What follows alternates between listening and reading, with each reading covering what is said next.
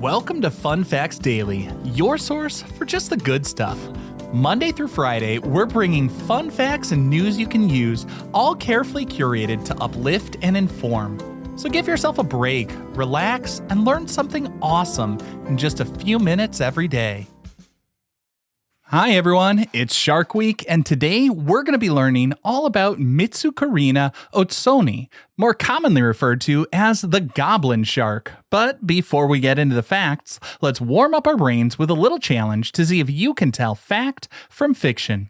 Consider this. Sharks are some of the most fierce predators in the ocean. Everyone knows a shark's jaw is filled with sharp teeth and can produce crushing force, but would you believe it could also act as a projectile? Rumor has it the goblin shark can shoot its jaws forward like firing a slingshot to capture prey, and then the jaws and the prey spring back into the shark's mouth. What do you think? Is there a shark roaming the deep that can launch its jaw to catch a meal? We'll find out at the end of the episode.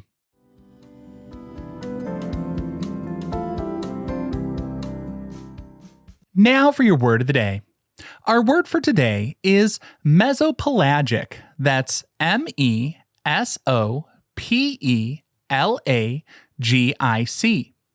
Mesopelagic refers to a layer of the ocean often called the twilight zone. Oceanographers divide the water column into distinct zones based on depth and how much sunlight penetrates the water. The mesopelagic zone extends from 200 meters below the surface all the way down to 1,000 meters. In this region, the sunlight from above fades away into a dim, murky twilight. The word mesopelagic comes from ancient Greek. The prefix meso means middle, while pelagikos translates to open sea.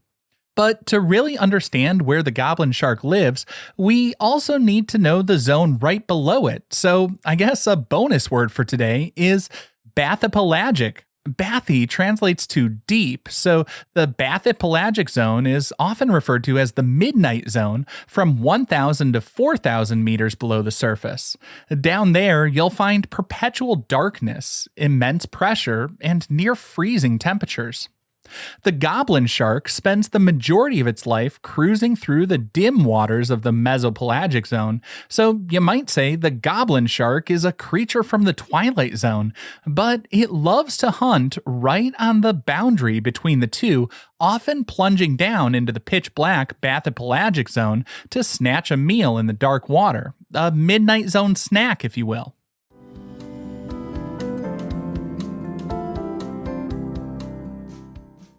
Time for your daily high five, our top 5 fun facts about the goblin shark. Number 1. The goblin shark has translucent skin that makes it appear sort of pinkish. Goblin sharks have clear skin, and I don't mean that in the way we usually talk about clear skin as being free of blemishes. The goblin shark's skin doesn't have any melanin. It doesn't have any pigment, leaving it really clear. The blood circulating in the capillaries near the surface is visible through this translucent skin. The visible blood and other tissue makes the shark appear sort of pink or purplish gray. This pink coloration makes for excellent camouflage in the ocean depths. The red wavelengths of light are absorbed by the water near the surface, and many creatures living in the deep sea can't see red. If you're wondering why red doesn't go so deep, basically think of the colors in rainbow order. Red is at one end, and that's kind of the low end of the spectrum, whereas violet has the highest energy waves, at least of visible light. Ultraviolet would be even higher energy. So the red light gets absorbed very quickly, but the blue and violet light can get a little bit deeper into the ocean. Still, it can't make it down like 1,000 meters deep. Animals with red or pink hues become nearly invisible at depths below 200 meters, so neither predators nor prey can see the goblin shark's outline in the water. Number 2.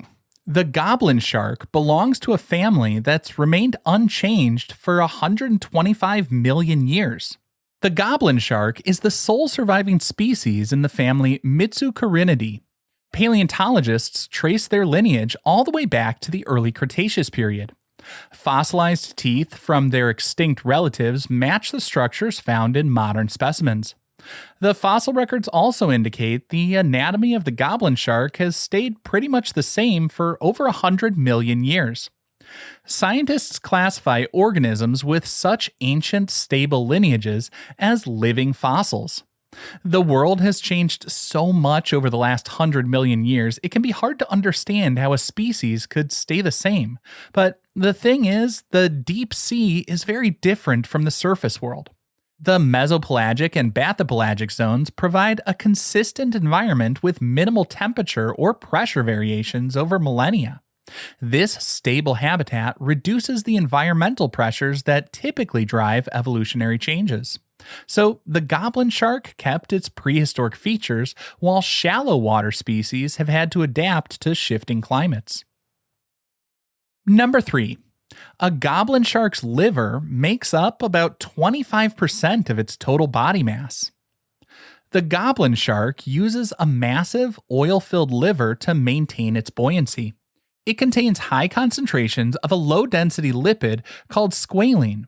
The squalene provides buoyancy or lift that counteracts the density of the shark's cartilage and muscle tissue. This allows the shark to hover in the water without sinking. Bony fish have gas-filled swim bladders to manage their position in the ocean. Sharks don't have those swim bladders, though. Instead, they generally rely on their livers or constant motion.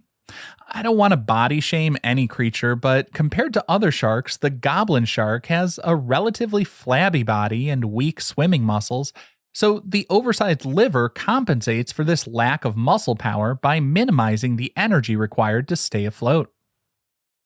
Number 4. Goblin sharks locate prey by detecting minute electrical impulses.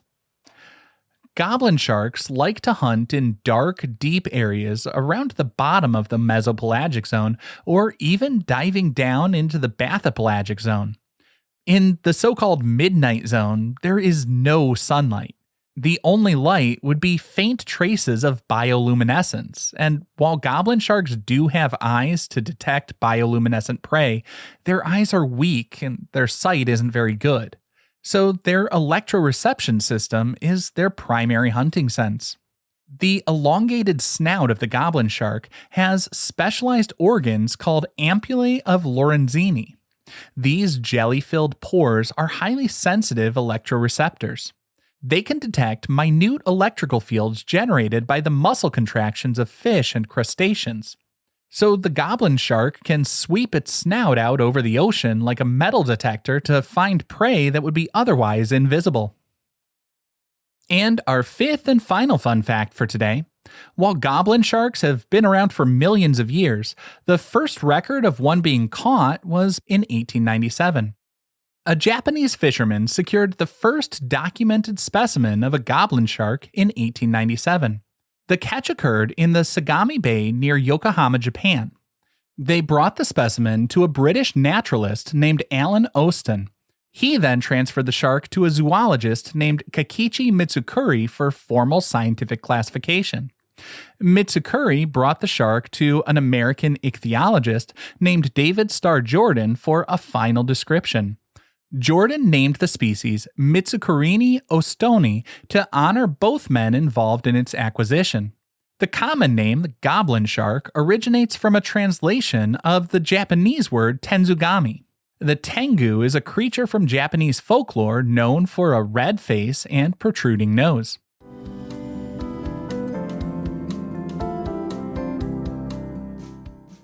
Now for some news you can use. If you're interested in exploring the deep ocean and want to see deep-sea creatures in their natural habitat, but you don't happen to have millions of dollars of specialized deep-sea submersible equipment, you can actually tune in to live broadcasts from ocean exploration vehicles like the EV Nautilus or the NOAA Okeanos Explorer.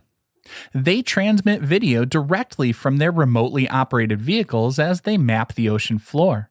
You can access those feeds and some of their older videos for free through their official websites and other video platforms. I'll put the links in the show notes. Their videos have commentary from researchers who identify species and explain geological formations as they appear on screen. Watching these streams allows you to witness animals that live thousands of meters below the surface from the comfort and safety of your home right on your computer screen.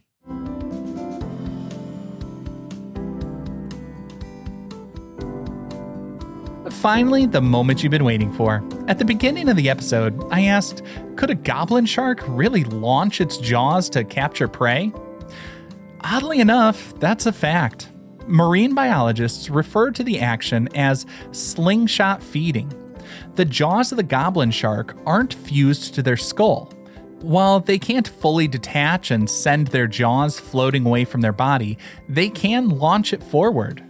The goblin shark's jaw is attached to elastic ligaments.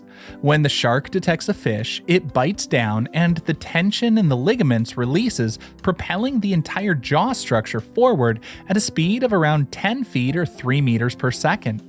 This allows the slow-moving shark to snatch fast-swimming prey before the prey has time to react. Now, I hope you enjoyed learning a bit about the goblin shark with me today, and be sure to tune in every weekday for even more fun facts. Fun Facts Daily is an Airwave Media podcast. It was written, recorded, mixed, and edited by me, Kyle Wood. Thanks for sharing a part of your day with me. Be sure to follow Fun Facts Daily on your favorite podcast app so you can keep the good stuff coming your way every day. And if you like the show, please do me a favor and leave a kind rating, review, or just tell your friends about it.